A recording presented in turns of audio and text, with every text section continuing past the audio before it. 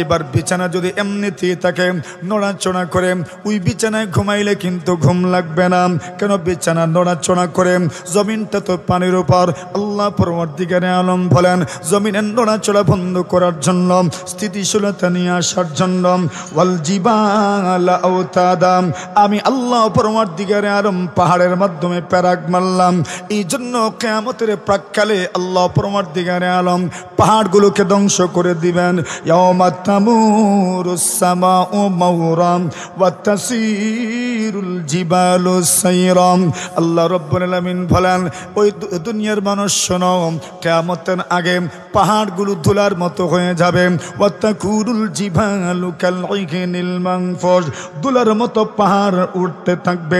এইবার জমিন আর তার শক্তি হারায় ফেলবে, পুরোটা জমিন এখন আর নড়াচড়া করবে।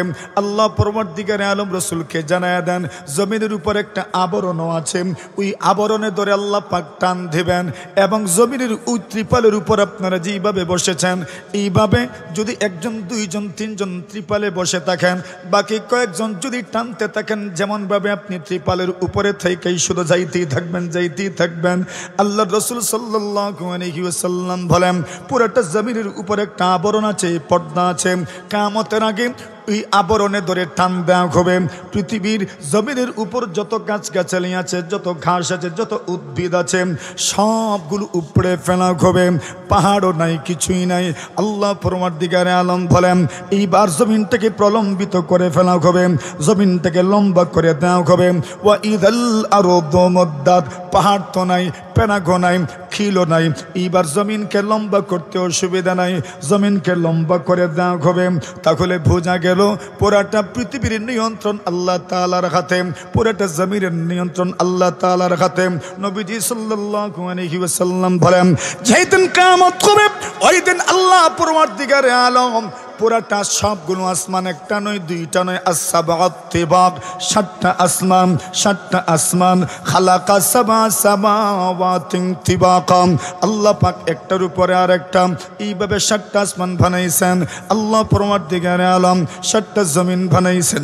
আল্লাহ রাসূল সাল্লাল্লাহু আলাইহি ওয়াসাল্লাম বলেন কিয়ামতের আগে আল্লাহ পরবর্তীকারে আলম 7টা আসমান তার ডান হাত দ্বারা এমনভাবে মশা বানায় নেবেন, আমাদের বাসায় যেমনভাবে কাগজকে আমরা আমাদের মুষ্টির ভিতরে নিয়ে আসতে পারেন, 7টা আসমান আল্লাহ পরবর্তীকারে আলমের মুষ্টির ভিতরে চলে আসবে।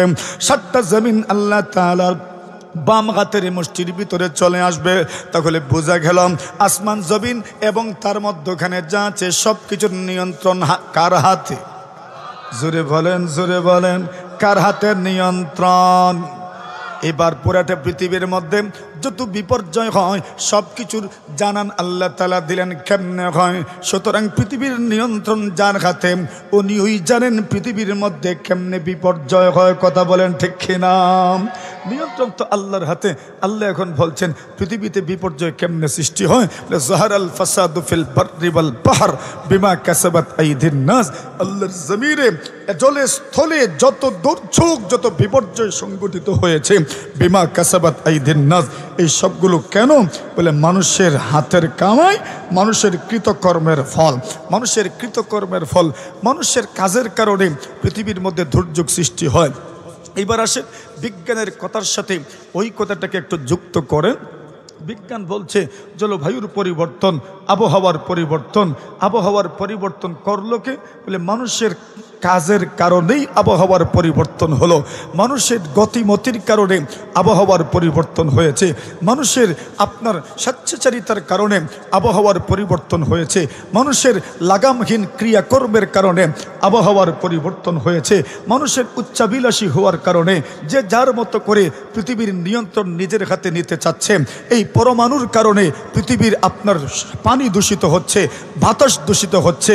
এরাও তো মানুষ, যারা পরমাণু বোমা আবিষ্কার করেন, এরা তো মানুষ, এরা তো জিন্নাত নয়, এরা তো ফেরেশতা নয়, এরাও তো মানুষ। তাহলে পরমাণুর কারণে পানি দূষিত হয়, পরমাণুর কারণে আপনার এই দুনিয়ার বাতাস দূষিত হয়, তাহলে জল দূষিত হয়, বায়ু দূষিত হয়। কেন দূষিত হয়? বলে পরমাণুর কারণে, পরমাণু বোমার কারণে জল দূষিত হয়, বায়ু দূষিত হয়, পানি দূষিত দূষিত হয়, আপনার এই দুনিয়াতে বাতাস দূষিত হয়, এটাও তো মানুষের হাতের কামাই, এটাও তো মানুষের কারণে হয়, এটাও তো মানুষের কৃতকর্মের ফল। তো আল্লাহ বলছেন মানুষের কৃতকর্মের কারণে পৃথিবীর মধ্যে বিপর্যয় ঘটে। বিজ্ঞানও বলছে জলবায়ুর পরিবর্তনে পৃথিবীর মধ্যে বিপর্যয় ঘটে। জলবায়ুর পরিবর্তন ঘটে কেমনে? বলে জলবায়ুর পরিবর্তন ঘটে এই দুনিয়াতে কার্বন নিঃসরণের কারণে, এটাও মানুষের হাতের কামাই। জলবায়ুর পরিবর্তন ঘটে কেন ঘটে? বলে পরমাণুর কারণে, এটাও তো মানুষের হাতের কামাই। তো আল্লাহ যেটা বলছেন বিজ্ঞান 1000 বছর পরে এসে সেই কথার স্বীকৃতি দিয়েছে। কথা বলেন ঠিক কিনা? তাহলে প্রাকৃতিক দুর্যোগের কারণ কি? বলে বিজ্ঞানও বলছে মানুষের হাতের কামাই। আল্লাহর বক্তব্য হচ্ছে মানুষেরই হাতের কামাই। যাহারাল ফাসাদু ফিল বাররি ওয়াল বাহর বিমা কাসাবাত আইদিন নাস। বর্তমান দুনিয়াতে বড় যত সুপার পাওয়াররা আছে, যত পরাশক্তি আছে, এদের কি পরমাণু নাই? জোরে কোন? পুরো দুনিয়াতে দেখবেন এই পরমাণুকে ইস্যু করে এক দেশের উপর আপনার বয়কট আরোপ করা হচ্ছে, ওই দেশকে যে কোনোভাবে অর্থনৈতিকভাবে বয়কট করা হচ্ছে। এখন পুরোটা দুনিয়াতেই পরমাণুর খেলা। কিসের খেলা? আরে জোরে কোন কিসের খেলা? এখন পরমাণুর খেলা চলছে। কে পরমাণু শক্তিধর রাষ্ট্র যেগুলো, এগুলোকে দুনিয়া হিসাবে নেয়, আর যারা পরমাণু শক্তিধর নয় এদেরকে মানুষ এখন শক্তি আপনার হিসাবে নেয় না। দুনিয়াতেই তো এখন পরমাণু নির্ভর, অণু যন্ত্র নির্ভর। তাহলে দুনিয়া সমস্ত পরাশক্তি যারা আছে এরাই তো পুরোটা দুনিয়ার জন্য ক্ষতির কারণ হয়ে দাঁড়াচ্ছে, আশীর্বাদ নয় বরং ক্ষতির কারণ হয়ে দাঁড়িয়েছে। ঠিক কিনা? তাহলে প্রাকৃতিক দুর্যোগের কারণ কি? প্রাকৃতিক দুর্যোগের কারণ জলবায়ুর পরিবর্তন। তোমাদের বক্তব্য মতো তো জলবায়ুর পরিবর্তন কেমনে হয়? বলে জলবায়ুর পরিবর্তন তো হয় পরমাণু আপনার ব্যবহারের কারণে। আর ওইটা ব্যবহার করে কারা? বাংলাদেশের কি আর পরমাণু আছে? জোরে কোন? তো আমরা কি এর জন্য দোষী? তো দূষিত কারা? যাদের পরমাণু আছে। এটার ব্যবহারের কারণেই তো সব কিছু পরিবর্তন হয়। আপনি তো জানেন না যে এই দুনিয়াতে যত কিছু আছে এগুলোর কত ক্রিয়া প্রতিক্রিয়া আছে।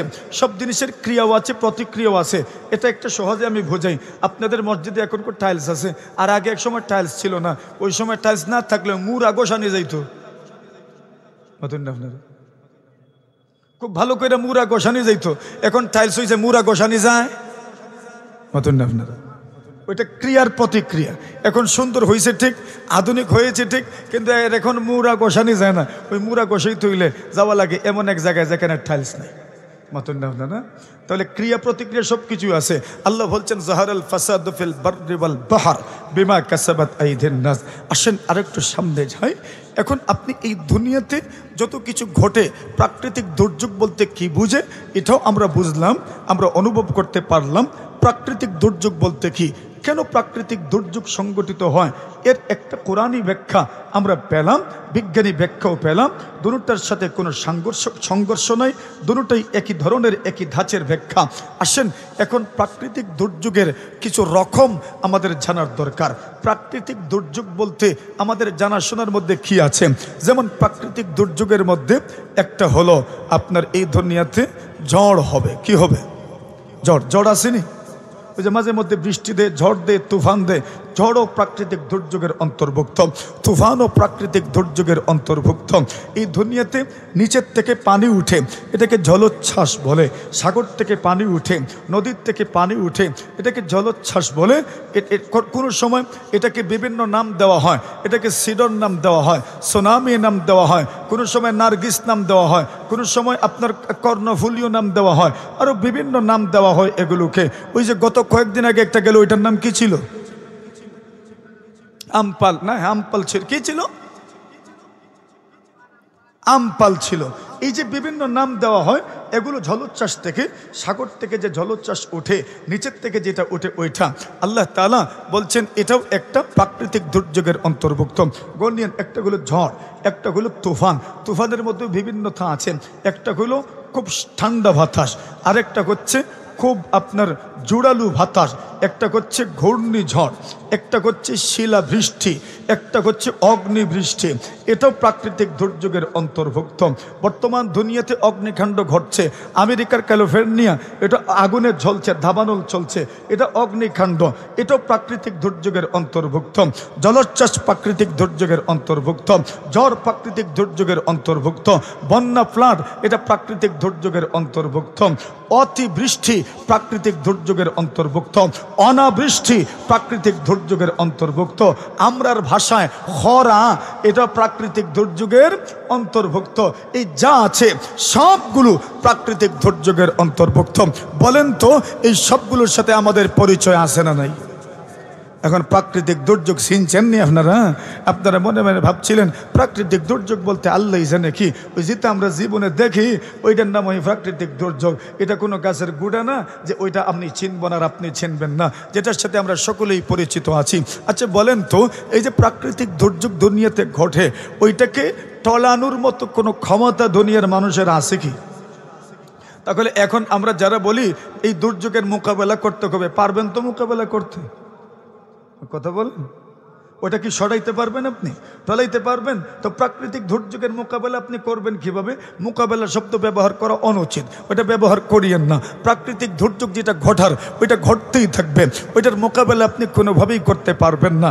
আসেন নবী আকরাম সাল্লাল্লাহু আলাইহি ওয়াসাল্লামের এক হাদিস থেকে প্রাকৃতিক দুর্যোগের অবস্থানটা কি, ওটার মূল্যায়ন আল্লাহ কি রকম মূল্যায়ন করেন। বড় বড় দার্শনিকরা, আম্বিয়া এবং রসুলরা প্রাকৃতিক দুর্যোগের কি মূল্যায়ন করেছেন? বলছেন প্রাকৃতিক দুর্যোগ আল্লাহর সেনাবাহিনীর এক সৈন্য দল। সুবহানাল্লাহ, কথা বুঝেন নাই? আল্লাহর ফোর্সের মধ্য থেকে এক ফোর্স হচ্ছে প্রাকৃতিক দুর্যোগ। আমাদের দেশে ফোর্স আছে, নৌবাহিনী আছে, বিমান বাহিনী আছে, সেনাবাহিনী আছে, পুলিশ ফোর্স আছে, র্যাব আছে, আনসার আছে, আরো কত কিছু আছে। তো আল্লাহ তাআলার ফোর্সের মধ্য থেকে এটা একটা ফোর্স। ওটা কি বলে? ওইটা হলো প্রাকৃতিক দুর্যোগ। এর মাধ্যমে আল্লাহ তাআলা বড় বড় বড় বড় শক্তিশালী জাতিকে সাইজ করছেন। সুবহানাল্লাহ বল। তো ফোর্স তো এই কারণে সাইজ করার জন্যই তো এরা। তো আল্লাহ তাআলা এই জুনুদুল্লাহ প্রাকৃতিক দুর্যোগ, এটা আল্লাহর সৈন্য দলের অন্তর্ভুক্ত। এটা ফোর্স, আল্লাহর বাহিনী। আল্লাহ ওই বাহিনীর মাধ্যমে কত বড় বড় জাতিকে সাইজ করছেন, এটার হিসাব নেই। কোরআনে মাজিদের মধ্যে ওই বড় বড় জাতির কথা আল্লাহ পাক উল্লেখ করেছেন। 6 জাতিকে আল্লাহ পাক প্রাকৃতিক দুর্যোগ দিয়ে ধ্বংস করেছেন। ওই 6 জাতির চাইতে বড় কোনো জাতি দুনিয়াতে ছিল না। এত বড় বড় শক্তিশালী জাতি ছিল ওরা।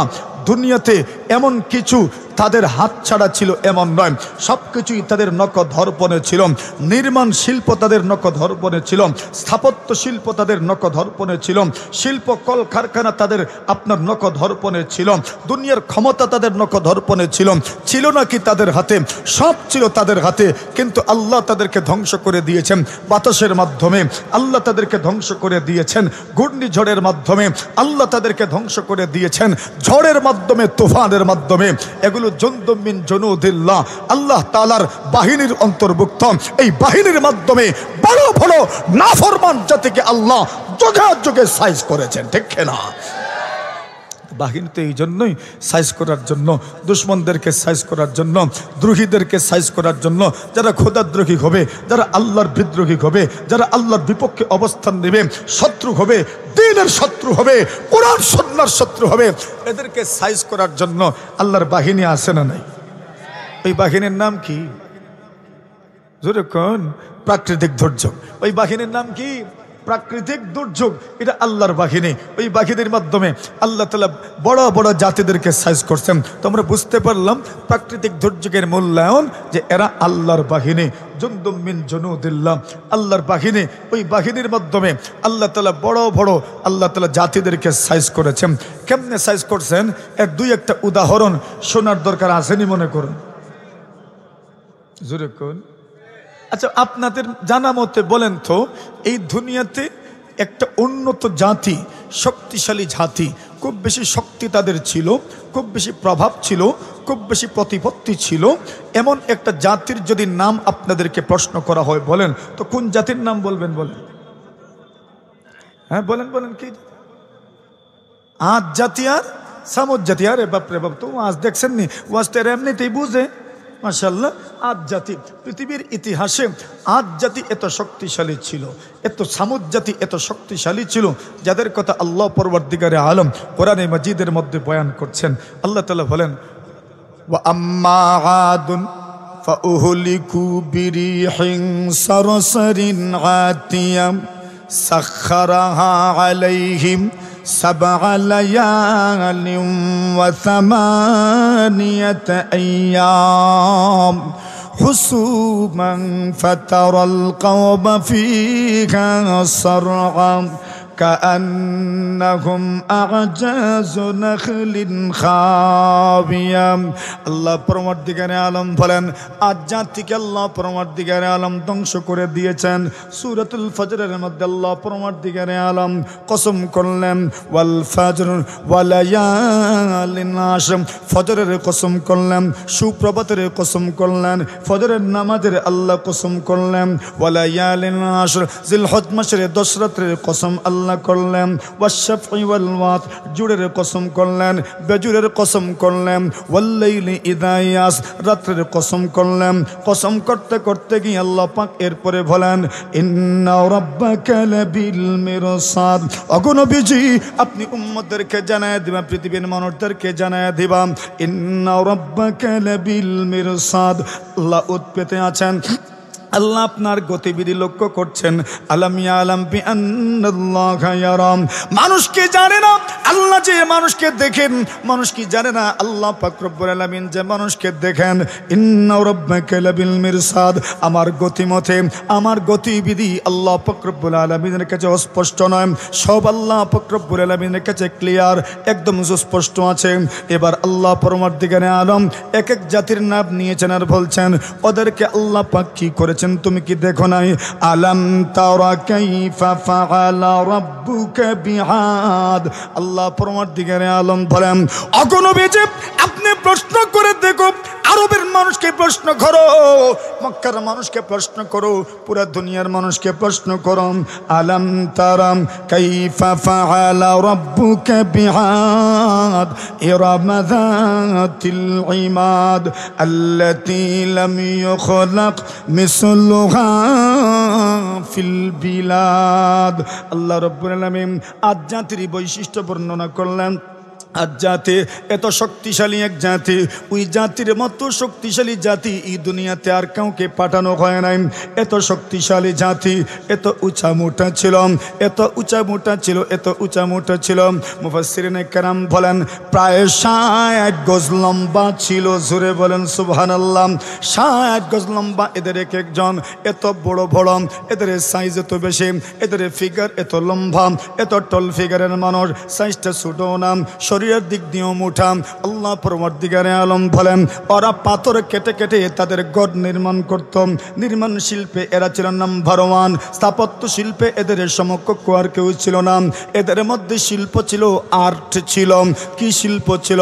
নির্মাণ শিল্প ছিল, স্থাপত্য শিল্প এদের নখদর্পণে ছিল।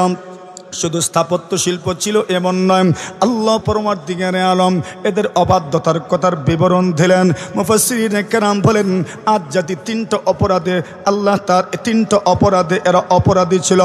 1 নম্বর অপরাধ হলো আল্লাহ মানে নাই, এরা শিরিক করত, শিরকের গুনাহে এরা লিপ্ত ছিল, শিরকের অপরাধে এরা লিপ্ত ছিল। 2 নম্বর অপরাধ হলো এরা প্রতি মুড়ে মুড়ে এরা মূর্তি নির্মাণ করার চেষ্টা করত। প্রতিটি মুড়ে মুড়ে এরা ভাস্কর্য নির্মাণ করার চেষ্টা করত। প্রতিটি মুড়ে মুড়ে ভাস্কর্য নির্মাণ করার জন্য এরা চেষ্টায় থাকত। আল্লাহর পয়গম্বর আলাইহিস সালাতু ওয়াস সালাম আজ জাতির ওই কাজের আল্লাহ তাআলা আজ জাতির ওই কাজের কুরআনে মাজিদের মধ্যে ওই কাজের দুষ্বর্ণনা করলেন, ওই কাজের অসারতা আল্লাহ পাক বর্ণনা করলেন। আজ জাতি তোমরা বিভিন্ন মোড়ে মোড়ে বিভিন্ন পয়েন্টে পয়েন্টে ভাস্কর্য নির্মাণ করতে চাও, ভাস্কর্য নির্মাণ করা কোনো ভালো কাজ হইতে পারে না। স্থাপত্য শিল্পে তোমরা নাম্বার 1, এই জন্য তোমরা মুড়ে মুড়ে ভাস্কর্য নির্মাণ করবা, তা হইতে পারে না। এটা ছিল 2 নম্বর অপরাধ।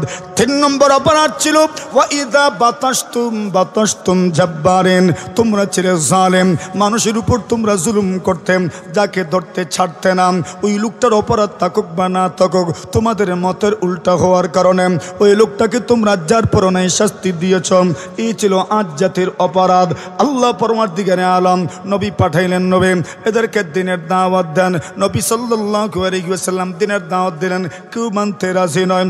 আল্লাহ পাক রব্বুল আলামিন বলেন এদেরকে আপনি জানায়া দেন আল্লাহ পাক তাদেরকে আযাব দিবেন, কিন্তু তারা বলেন আযাব দিতে পারলে নিয়ে আসেন। জোরে বলেন নাউজুবিল্লাহ। আল্লাহ পরমার্দিগারে আলম এদেরকে আযাব দেওয়ার জন্য আযাব প্রেরণ করলেন। কি আযাব পাঠালেন? আল্লাহ পরমার্দিগারে আলম কোরআনে মাজিদের মধ্যে বর্ণনা করেন ওই আযাবটা ছিল বিরিহিন সরসরিন আতিয়াম, জঞ্চা বায়ু, ঘূর্ণিঝড়ের মতো এমন বায়ু, এমন বাতাস, যে বাতাস সব কিছুকে উড়িয়ে নিয়ে যায়, সব কিছুকে ধূলিসাৎ করে দেন। এমন বায়ু দিয়ে আল্লাহ তাদের পরীক্ষা নিলেন, এমন বাতাস দিয়ে আল্লাহ তাদের পরীক্ষা নিলেন। ওই বাতাস সাখারাহা আলাইহিম সাবআ লায়াল, 7 রাত এবং 8 দিন পর্যন্ত তাদের এলাকায় ঘোরাঘুরি করেছেন। প্রচণ্ড বেগে বাতাস তাদের এলাকায় চলমান ছিল। ওই বাতাসের মাধ্যমে তারা কি পরিমাণ ধ্বংসে পতিত হইল। আল্লাহ পরবর্তীকার আলম বলেন ও রসুল এরা কি পরিমাণ ক্ষতির সম্মুখীন হয়েছে। আমি আল্লাহ তাআলা এদেরকে এমনভাবে মূলোৎপাটন করে দিলাম, এমনভাবে তাদেরকে মাটির সঙ্গে বিছিয়ে দিলাম কাআন্নাহা আ'জাযু নাখলিন খাওয়িয়া। খেজুরের গুড়া এত মজবুত হয়, এই দুনিয়াতে যত গাছ আছে, যত বৃক্ষ আছে, সবচেয়ে মজবুত গুড়া হইল খেজুর গাছের। আল্লাহ পরমার্দিগারে আলম কোরআনে মাজিদের মধ্যে বলেন মাসালু কালিমাতিন তাইয়্যিবাতিন কাশাজারাতিন তাইয়্যিবা আসলুহা সাবিতুন ওয়া ফারউহা ফিস সামাম তুতি উকুলাহা কুল্লা হিনিন বিইذনি রাব্বিহা। আল্লাহ পরমার্দিগারে আলম বলেন মুমিনের কালিমা তৈয়্যিবার উদাহরণ, মুমিনের ইমানের তুলনা কাশাজারাতিন তৈয়্যিবা, পবিত্র বৃক্ষের সাথে মুমিনের ইমানের তুলনা আল্লাহ পাক করেছেন। মুমিনের ইমানের তুলনা দেওয়া হয়েছে পবিত্র গাছের সাথে। পবিত্র গাছটা কেমন? আসলুহা সাবিতুন ওয়া ফারউহা ফিস সামাম। ওই মোবাইলটা কার নামে? না এরকম বলার দরকার নেই। আসলুহা সাবিতুন ওয়া ফারউহা ফিস সামাম। আস্তাগফিরুল্লাহ। আল্লাহর কাছে ইস্তেগফার করেন, ইস্তেগফার পড়েন, ইস্তেগফার পড়েন। শয়তান ঢুকতেছে আস্তে আস্তে। আস্তাগফিরুল্লাহ পড়েন সবাই, জোরে পড়েন আস্তাগফিরুল্লাহ পড়েন। আস্তাগফিরুল্লাহ ইন্নাল্লাহা গফুরুর রহিম। তো ঘূর্ণিঝড় দিয়ে আল্লাহ তাআলা এদেরকে শাস্তি দিলেন, এদেরকে আযাব দিলেন। ওই ঘূর্ণিঝড়ের শাস্তিটা কেমন ছিল বলে ওদের এলাকায় বাতাস চলেছে পুরা 7 রাত 8 দিন। কতদিন? 8 দিন 7 রাত। এখন এদের শক্তি কম না বেশি? বলেন কম না বেশি? পাহাড় কাটতো, ঘর নির্মাণ করতাম, পাথর কাটতাম, ঘর নির্মাণ করতাম। নির্মাণ শিল্পে এদের মতো ইতিপূর্বে আর কেউ ছিল না। স্থাপত্য শিল্পে বর্তমান দুনিয়াতে ওই যে আমাদের রাস্তায় যে কনস্ট্রাকশনের কাজ চলছে, চীনার হাতে আছে অনেকটা। চীনা কন্ট্রাক্টর। তো আমরা বলি বাপরে বাপ, চীনা মানুষের কত জ্ঞান, এর কথা কোন ঠিক না? বলি এরা কি সুন্দর ব্রিজগুলো বানায়, একদিনে তারা কয়েকতলা বানাইতে পারে। বলছেন এদের চাইতেও আরো ফাস্ট ছিল আজ জাতি। সুবহানাল্লাহ, আরো ফাস্ট ছিল। এরা তো আছে বানানো পাথর পায়, ওরা পাথর নিজের হাত দিয়ে কাটতো, নিজের বস্ত্র দিয়ে কাটতো, আর এরপরে ওরা ঘর নির্মাণ করত। সুবহানাল্লাহ জুড়ে বলেন। এবার আপনি চিন্তা করেন নির্মাণ শিল্পে এদের নিপুণতা, এদের নৈপুণ্য, নির্মাণ শিল্পে এদের দক্ষতা কি পরিমাণ উচ্চাঙ্গের ছিল, কি পরিমাণ উঁচু লেভেলের ছিল। আপনি একটু চিন্তা করে দেখেন। আল্লাহ তাদের ওই নির্মাণ শিল্পের কথা কোরআনে কারীমের মধ্যে বর্ণনা করছেন। আতাবনুনা বিকুল্লি রিআতিন আয়াতান তা'বাসুন। তোমরা কি সব মুড়ে মুড়ে তোমরা কি চাও এক একটা ভাস্কর্য নির্মাণ করবে? ওরা যে নির্মাণ করতে পারে, ওরা যে স্থাপত্য নির্মাণ করতে পারে, এজন্য তারা প্রত্যেকটা আপনার মুড়ে মুড়ে ভাস্কর্য নির্মাণ করতে চেয়েছিল। আজ জাতি আমাদের বাংলাদেশেও একটা দল এমন ছিল, আগামীতেও কে যেন আসবে, হয়তো এরাও তো চাইতে পারে ভাস্কর্য নির্মাণ করার জন্য। কথা বলেন ঠিক না? আরে ওরা তো আজ জাতির অনুসারী। বলেন কার অনুসারী? আরে বলেন কার অনুসারী? আল্লাহ তাদের কথা বর্ণনা করেছেন কোরআনে মাজিদের মধ্যে। এরা তো আদ জাতির অনুসারী। এরা মুড়ে মুড়ে ভাস্কর্য নির্মাণ করতে চাইতো। শুধু ভাস্কর্য নির্মাণ করতো না, ওয়া ইদা বাতাসতুম জাব্বারিন। আল্লাহ পরবর্তীকারে আলম বলছেন এদেরকে এরা যখন মানুষকে জুলুম করত, নির্যাতন করত, বড় আপনার নির্দয়ের মতো মানুষের উপর জুলুম করত, নির্যাতন করত, এমন জালিম দল কি এই দেশে ছিল না?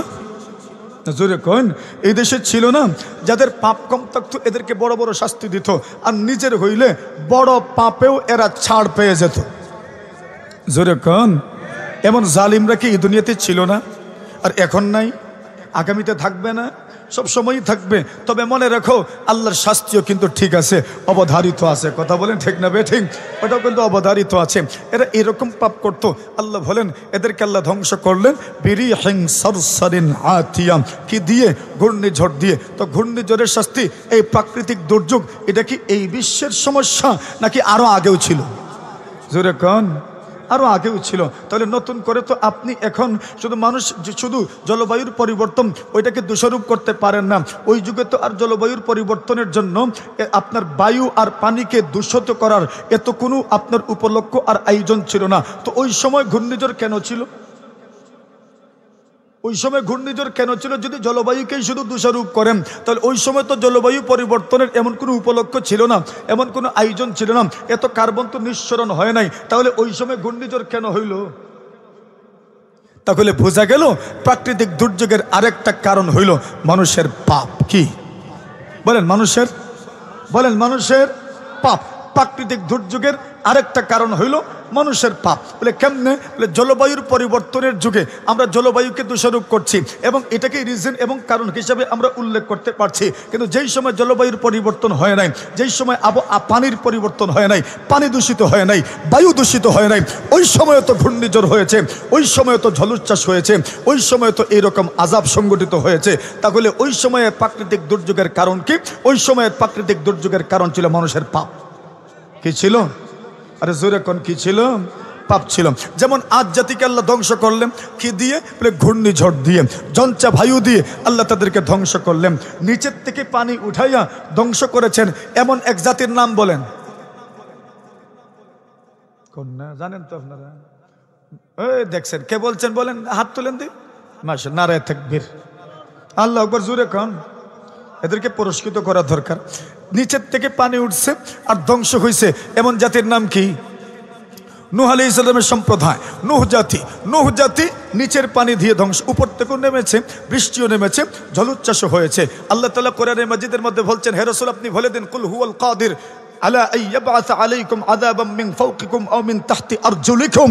আপনি বলে দিন আল্লাহ তাআলা ক্ষমতাবান, আল্লাহর সেই সক্ষমতা আছে, উনি চাইলে তোমাদের উপর থেকেও তোমাদেরকে আযাব দিতে পারেন, তোমাদের নিচের থেকে, তোমাদের পায়ের নিচ থেকেও আল্লাহ তোমাদেরকে শাস্তি প্রদান করতে পারেন।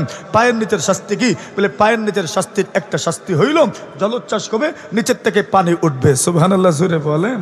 নিচের থেকে পানি উঠবে, তো নিচের থেকে পানি উঠে আর ওই পানির মাধ্যমে আল্লাহ তাআলা শাস্তি দিয়েছেন, নূহ সম্প্রদায়কে আল্লাহ পাক শাস্তি দিয়েছেন। তাহলে বোঝা গেল নিচের থেকে পানি উঠবে, জলোচ্ছ্বাস হবে। ওই জলোচ্ছ্বাসের মতো প্রাকৃতিক দুর্যোগ শুধু এই যুগে না, আগেও ছিল। তো এই যুগে যদি শুধু আপনি পানিকে দোষ দেন, আর আপনি যদি এই যুগে শুধু বায়ুকে দোষ দেন যে পানি দূষিত হয়ে গেছে, বায়ু দূষিত হয়ে গেছে, তাহলে আগের যুগে তো আর পানি আর বায়ু দূষিত হওয়ার ওই কারণগুলো বিদ্যমান ছিল না। তো ওই সময় জলোচ্ছ্বাস কেন হইল? বলে ওই সময় জলোচ্ছ্বাস হয়েছে মানুষের পাপের কারণে। কিসের কারণে? প্রাকৃতিক দুর্যোগের আরেকটা কারণ হইল কি ভাই? জোরে কোন। কার পাপ? মানুষের পাপ। দেখেন কোরআনের নুকতা কিন্তু এক জায়গাতেই, ওই পাপও করে কে? মানুষই করে। তো আল্লাহ বলছেন মানুষের হাতের কামাই, মানুষের হাতের কামাই, মানুষের কৃতকর্মের ফল। কথা কিন্তু একটাই, ওই ঘুরে ফিরে সব মানুষের উপর ভরতাচ্ছে। কার উপর? মানুষের উপর। দায়বার কার উপর? মানুষের উপর। আল্লাহ পরবর্তীকার আলম সূরা ইসরার মধ্যে আমাদেরকে সতর্ক করে বলছেন, তোমরা কি মনে করো আল্লাহ তাআলা পারবেন না আযাব দিতে? আল্লাহ তাআলা তো পারেন, ভূমিদোষ দিয়েও তোমাদেরকে পরীক্ষা করবেন। তাহলে এই দুনিয়ার আরেকটা প্রাকৃতিক দুর্যোগ হলো ভূমিদোষ। কি ধরে কোন? আরেকটা দুর্যোগের নাম কি ভাই? ভূমিদোষ। জমিনের নিয়ন্ত্রণ কার হাতে? কার হাতে? তো ভূমিদোষ কে করাইতে পারেন?